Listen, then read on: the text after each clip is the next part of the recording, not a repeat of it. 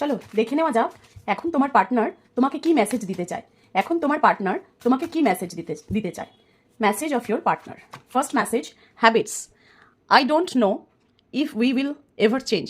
তার মনে হচ্ছে যে এই সম্পর্কটা বোধহয় এইভাবেই চলবে, তোমরা একে অপরকে কিছুতেই মানে চেঞ্জ করতে পারছো না, যে সম্পর্কটার ভালো মন্দর দিকে তাকিয়ে নিজেদেরকে একটু মানে মডিফাই করতে পারছো না, সেটা তোমার মানে পার্টনারের মনে হচ্ছে। নেক্সট মেসেজ নিয়ে নেব। নেক্সট মেসেজ হচ্ছে reunion. We will always come back to each other.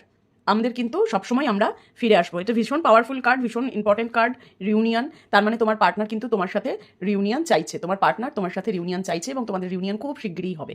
Next message দেখে নেবো কি আসছে। ভ্যালিউস।